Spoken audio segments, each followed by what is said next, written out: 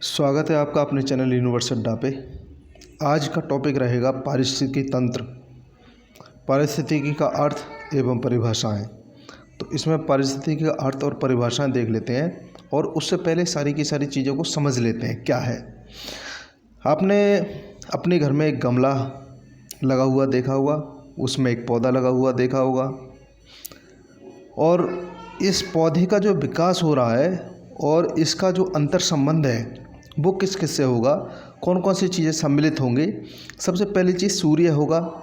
सूर्य की जो रोशनी है वो इसको प्रभावित कर रही है। अगर सूर्य की रोशनी से नहीं मिलेगी तो इसका जीवित रहना बड़ा मुश्किल हो जाएगा। दूसरा, इसमें एक मिट्टी है और जल की आपूर्ति है।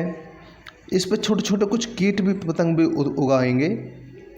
तो जो कीट पतंग होंगे वह भी कहीं ना कहीं इसको प्रभावित कर रहे होंगे, या तो इसे हानि पहुंचा रहे होंगे या इसे लाभ पहुंचा रहे होंगे, या वो अपना पेट भर रहे होंगे, इसलिए वो इस पर हैं। इसके अलावा जो वायु चल रही है, हवा चल रही है, वो भी इसको प्रभावित कर रही होगी। तो ये सारी चीज़ें मिल कर के इसका एक विशेष तरह का वातावरण बनाती हैं और वही चीज़ें पारिस्थितिकी तंत्र के अंतर्गत आती हैं। तो ये सबसे छोटा पारिस्थितिकी तंत्र है गमला में एक पेड़, और सबसे बड़ा पारिस्थितिकी तंत्र है महासागर। तो महासागरों को आपने पढ़ा ही है। तो जो महासागर होते हैं उसमें जल का भाग होता है, विशाल भंडार होता है जल का, और इसके अलावा बहुत सारे उसमें जीव होते हैं, मिट्टी होती है, वनस्पति होती है, सूर्य की रोशनी होती है। ये सारी चीज़ें जो एक गमले में पाई जाती हैं वो एक महासागर में भी पाई जाती हैं। अगर आप बात करेंगे एक तालाब की, तो तालाब भी एक पारिस्थितिकी तंत्र है, क्योंकि तालाब में भी इस तरह की चीज़ें पाई जाती हैं। अगर एक स्थलखंड की बात करेंगे तो स्थलखंड भी। तो कहने का मतलब है खेत भी पारिस्थितिकी तंत्र है। तो पारिस्थितिकी तंत्र का मतलब आप समझ ही गए होंगे पारिस्थितिकी तंत्र क्या होता है। पारिस्थितिकी तंत्र में जैव अजैव तत्वों और जीवों का सम्मिश्रण होता है। अब इसको लिखित भाषा में समझ लेते हैं, और आगे आने वाले इसी वीडियो में चार्ट आपको मिलेगा और उस चार्ट में ज़्यादा चीज़ें समझने को मिलेंगी। तो अगर आप नए हैं चैनल पर तो चैनल को सब्सक्राइब करके जाएँ और बेल आइकन ज़रूर प्रेस कर लें, ताकि आने वाला हर वीडियो आपको समय से पहले मिल जाए। शुरू करते हैं इसके बारे में। पारिस्थितिकी तंत्र का अर्थ एवं परिभाषाएं। परीक्षा में परिभाषाएं भी पूछी जाती हैं। निश्चित रूप से पारिस्थितिकी तंत्र की परिभाषाएं भी पूछी जाती हैं और इसका अर्थ भी पूछा जाता है। तो अर्थ और परिभाषा दोनों में किसी को मिस नहीं कर सकते। अर्थ देख लेते हैं पहले, अर्थ परिभाषाएं बाद में आएंगी। पारिस्थितिकी, इकोलॉजी, आप इसको नोट कर सकते हैं। पारिस्थिति इंग्लिश में इकोलॉजी कहते हैं इसको। शब्द मूलतः ग्रीक भाषा के आइकोस तथा लोगोस का संयुक्त रूप है। एक बार परीक्षा में पूछा गया था, टीजीटी की परीक्षा में, कि आइकोस जो शब्द है वो कौन सी भाषा का शब्द है, तो ये ग्रीक भाषा का शब्द है। ठीक है, संयुक्त रूप है। आइकोस का अर्थ होता है घर अथवा निवास या परिस्थान, तथा लोगोस का अर्थ अध्ययन है। इसका प्रयोग E.J. कॉरमोंडी ने अपने ग्रंथ कॉन्सेप्ट ऑफ इकोलॉजी में किया है। 1859 ईस्वी में 1859 में फ्रांसीसी जंतु वैज्ञानिक आइसोडोर जोफ्राइड सेंट हिलेयर ने जैववाशिकी यानी इथोलॉजी एवं 1868 में हेंस रीडर ने नामक जर्मन प्राणी वैज्ञानिक ने इसके लिए इकोलॉजी शब्दों का प्रयोग किया है।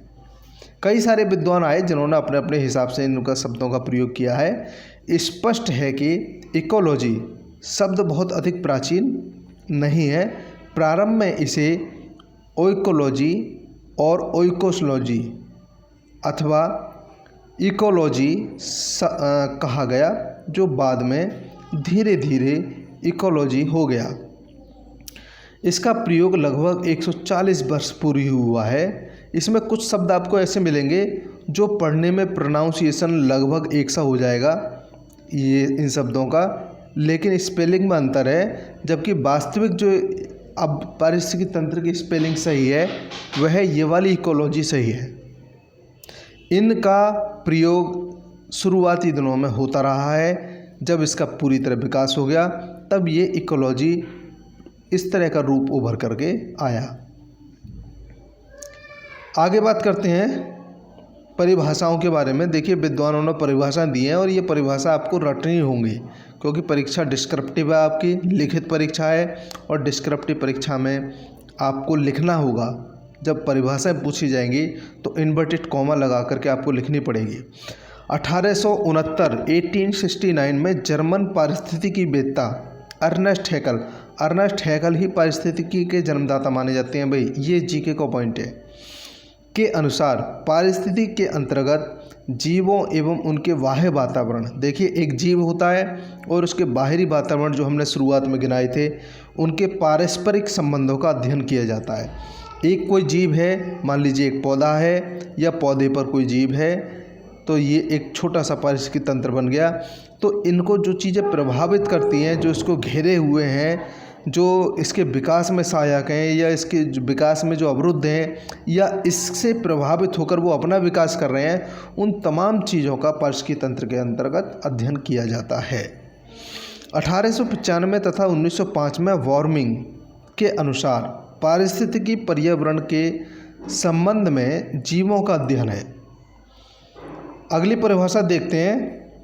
अगली परिभाषा 1954 ईस्वी में वुडवेल ने पारिस्थितिकी की परिभाषा देते हुए बताया, पारिस्थितिकी एक विज्ञान है जो अपने वातावरण के संबंध में जीवों तथा उस दर्शन की खोज करता है जिसमें जीव जगत के प्राकृतिक स्वरूपों की व्याख्या की जाती है।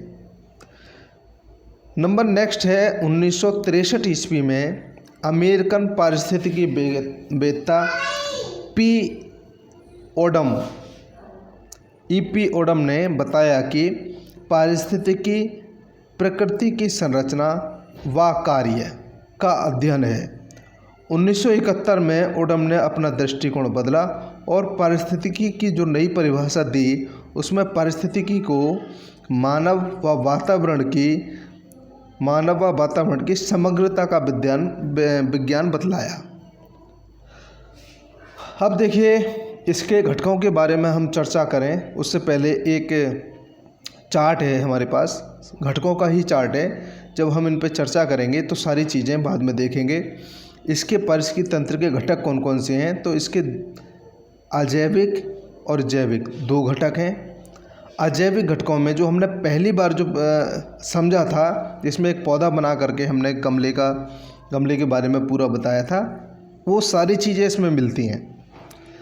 अजैविक घटकों में तीन घटक मुख्यतः हैं। एक तो भौतिक हैं, भौतिक में तापमान, आर्द्रता, प्रकाश और वायुमंडलीय दाब, ये सारी चीज़ें इसमें शामिल होती हैं। अकार्बनिक पदार्थ में जल, ऑक्सीजन, कार्बन डाइऑक्साइड, ये चीज़ें शामिल होती हैं। कार्बनिक पदार्थों में प्रोटीन, कार्बोहाइड्रेट और लिपिड, ये चीज़ें शामिल होती हैं। अब जैव का देख लेते हैं, जैव में क्या चीज़ है। जैव में देखिए उत्पादक है नंबर 1 पे, जिसमें हरे पौधे आते हैं उत्पादक में। आगे इसका विवरण अच्छी तरह से मिलेगा आपको, काफ़ी विस्तृत मिलेगा। दूसरा उपभोक्ता है, जिसमें जंतु हैं जो कि हरे पौधों को खाकर अपना जीवन यापन करते हैं, और इसमें भी 3 भाग होते हैं, लेकिन वो आगे चर्चा करेंगे। और इसके बाद है अपघटक। अपघटक में सूक्ष्म जीव होते हैं, तो ये सारे के सारे मिलाकर के जैविक घटक होते हैं। हम कह सकते हैं जिनमें जीवन होता है वे जैविक घटक हैं, जिसमें पौधों को भी सम्मिलित किया जाता है, और जिनमें जीवन नहीं है वह अजैविक घटक कहलाते हैं। लेकिन जैविक और अजैविक दोनों ही घटक मिलकर के एक पारिस्थितिकी तंत्र को प्रभावित करते हैं या अपना विकास करते हैं, या उसका विकास या उसका अवरोध करते हैं। कहीं ना कहीं वह उससे सम्मिलित रहते हैं। अब आप बताइए, जब मैंने शुरू में एक गमला बना कर बताया था, तो उसमें जल अगर नहीं होगा तो क्या पौधे का विकास हो पाएगा? क्या उस पर छोटे छोटे कीट पतंग हो पाएंगे? नहीं हो पाएंगे। ऑक्सीजन की अगर बात करें तो बिना ऑक्सीजन के तो पौधे का जीवित रहना बड़ा मुश्किल है, क्योंकि पौधे ऑक्सीजन ही रिलीज करते हैं और कार्बन डाइऑक्साइड एक्सेप्ट करते हैं। तो इस तरह से पौधों का ऑक्सीजन के साथ भी गहरा संबंध है, कार्बन डाइऑक्साइड के साथ भी नाइट्रोजन के साथ भी गहरा संबंध है, कार्बन डाइऑक्साइड के साथ भी गहरा संबंध है। तो कहने का मतलब ये है कि ये जो सारी चीज़ें आपको दिखाई दे रही हैं ये एक पौधे को प्रभावित करती हैं। यह पौधा एक छोटा सा पारिस्थितिकी तंत्र है, सबसे छोटा। हम बड़े पारिस्थितिकी तंत्र की बात करेंगे तो उसमें बहुत सारी मछलियाँ होती हैं, बहुत सारे जीव होते हैं उसमें, और ये जीव भी एक दूसरे को खा करके अपना जीवन यापन करते हैं। इसके अलावा सूर्य की रोशनी, तापमान, आर्द्रता, सारी चीज़ें इनको प्रभावित करती हैं। यहाँ तक कि वायुमंडलीय दाब भी इसको प्रभावित करता है। कोई भी मान लीजिए खेत में खरगोश है तो खरगोश को भी तो वायुमंडलीय दाब प्रभावित कर रहा है। वायुमंडलीय दाब का मतलब ये होता है कि जो हमारा वायुमंडल है, एक व्यक्ति, अगर कोई व्यक्ति यहाँ पर खड़ा है तो ये किसी न किसी एक दाब से दबा हुआ है, तभी तो इस तरह से ठीक से वो चल फिर पाता है। अगर ये दाब ना होता तो ये चल फिर नहीं पाता। तो ये जो वायुमंडलीय दाब है ये बहुत आवश्यक है, और ये दाब चंद्रमा पर नहीं पाया जाता। जब चंद्रमा पर नहीं पाया जाता तो इसलिए तो व्यक्ति एक बार उछलता है तो बहुत तीव्र गति से ऊपर ही उछलता चला जाता है, फिर बहुत देर बाद धीरे धीरे नीचे आता है वो। तो इस तरह का तो माहौल हमारी पृथ्वी पर नहीं है ना, इसलिए हमारे यहाँ दाब है, वायु का दाब है, और वो वायु दाब हमें पूरी तरह प्रभावित करता है। इसके अलावा अगर बात करें तो प्रोटीन, देखिए पौधों को भी प्रोटीन की आवश्यकता होती है, कार्बोहाइड्रेट की आवश्यकता होती है, लिपिड की भी आवश्यकता होती है। वैसे ये शॉर्ट में लिख रहे हैं, इसके अलावा भी चीज़ों की बहुत सारे तत्वों की आवश्यकता होती है। तो ये सारे जो तत्व हैं ये भी पौधे के विकास में बहुत आवश्यक होते हैं। अब आगे बढ़ते हैं, इसमें इन चीज़ों की विस्तार से चर्चा करते हैं। रचना पारिस्थितिकी तंत्र के दो प्रधान घटक हैं, एक तो जैविक और एक अजैविक, अभी अभी बता चुके हैं। अजैविक घटकों में देखते हैं, इसके अंतर्गत पदार्थ चक्र में लगी हुई अकार्बनिक पदार्थ की मात्रा को सम्मिलित किया जाता है। किसी भी पारिस्थितिकी तंत्र में किसी समय में मौजूद अकार्बनिक पदार्थ की इस मात्रा में मौजूद गुण को स्टैंडिंग क्वालिटी कहते हैं। दूसरा देखते हैं, अकार्बनिक रसायन यथा मतलब जैसे क्लोरोफिल्स आदि, तथा कार्बनिक पदार्थ जैसे प्रोटीन, कार्बोहाइड्रेट आदि जो पर्यावरण में मौजूद रहते हैं तथा पारिस्थितिकी तंत्र के जैविक एवं अजैविक घटकों को जोड़ते हैं। और इसमें गय है जलवायु शासन, यथा मतलब जैसे तापमान एवं अन्य भौतिक कारक, ये सारी चीज़ें मिलकर के पारिस्थितिकी तंत्र को प्रभावित करते हैं। नंबर दूसरा देखते हैं जैविक घटक। जैविक घटकों में देख लेते हैं, यह किसी पारिस्थितिकी तंत्र की पोषण संबंधी संरचना है। पोषण संबंधी संरचना जिसमें जीवाणु पोषक संबंधों के आधार पर विभक्त किए जाते हैं। इस दृष्टि से इकोसिस्टम के दो घटक हैं, एक तो स्वपोषण घटक, इनमें प्रकाश ऊर्जा का निर्धारण, साधारण अकार्बनिक पदार्थों का प्रयोग तथा सम्मिश्र पदार्थों का निर्माण महत्वपूर्ण है। यह घटक हरे पौधों द्वारा निर्मित होता है, विशेष रूप से प्रकाश संश्लेषण बैक्टीरिया द्वारा। स्वपोषण घटकों को उत्पादक कहते हैं। आगे देखते हैं परपोषण घटक, जिसमें उपयोग, पुनः प्रबंध और सम्मिश्र पदार्थों का सड़ना गलना सम्मिलित है। इसमें लगे हुए जीवाणु उपभोक्ता कहलाते हैं, क्योंकि उत्पादकों द्वारा उत्पन्न पदार्थों को ये खा जाते हैं। इन उपभोक्ताओं को दो उपवर्गों में विभक्त कर सकते हैं, बड़े उपभोक्ता और छोटे उपभोक्ता। तो बड़े उपभोक्ता में ये भोज्य श्रृंखला के क्रम में उत्पन्न होते हैं। ये हैं शाकाहारी, मांसाहारी या सर्वभक्षी। तो शाकाहारी के अंतर्गत भेड़, बकरी, खरगोश आते हैं। मांसाहारी के अंतर्गत शेर, चीता आते हैं। और सर्वभक्षी के अंतर्गत मनुष्य, बिल्ली, कुत्ता ये आते हैं। शाकाहारियों को प्राथमिक उपभोक्ता कहते हैं। द्वितीय और तृतीय उपभोक्ता मांसाहारी और सर्वभक्षी होते हैं। तो इसमें मांसाहारी द्वितीय हो गया, सर्वभक्षी तृतीय हो गए। ये सभी भोजक हैं। इनमें मुख्य रूप से पशु सम्मिलित हैं। पशुओं की संख्या ज़्यादा होती है जो कार्बनिक पदार्थों से अपनी उदर पूर्ति करते हैं, कार्बनिक पदार्थों से अपना विकास करते हैं और ये खाना तैयार करते हैं द्वितीय उपभोक्ता का। और आगे इसमें दे रहा है और कार्बनिक पदार्थ निष्कासित करते हैं। निष्कासित का मतलब बाहर की ओर निकालना, रिलीज करना। सूक्ष्म उपभोक्ता, अभी हमने बड़े उपभोक्ता देख लिए, अब सूक्ष्म उपभोक्ता देखते हैं। इन्हें विखंडक कहते हैं तथा ये सड़े गले पदार्थ द्वारा पोषित होते हैं। जब कोई चीज़ सड़ जाती है तो उसमें बहुत सारे कीड़े पड़ जाते हैं, तो उन्हीं की बात हो रही है। ये सड़ी हुई चीज़ों से अपना भोजन प्राप्त करते हैं। इसमें बैक्टीरिया, सूर्य किरणों के प्रभाव से उत्पन्न विषाणु, मधुरिका यानी फंगस आदि जो जीवित अथवा मृत के सम्मिश्र यौगिकों को नष्ट कर डालते हैं, ये सड़े गले पदार्थ को आत्मसात कर लेते हैं। आत्मसात का मतलब ग्रहण कर लेते हैं तथा अकार्बनिक पोषण तत्वों को छोड़ते हैं जो स्वपोषण घटकों को उपलब्ध होते हैं। अब देखिए, बहुत सारे जीवों ने किसी सड़े गले मांस को खा करके अपना पूर्ति कर ली, लेकिन वह वहीं पर अपना जीवन त्याग देते हैं और उसके बाद वहाँ मरने के बाद जो मिट्टी होती है वो मिट्टी में पूरी तरह से मिल जाते हैं और फिर वह मिट्टी काफ़ी उपजाऊ हो जाती है।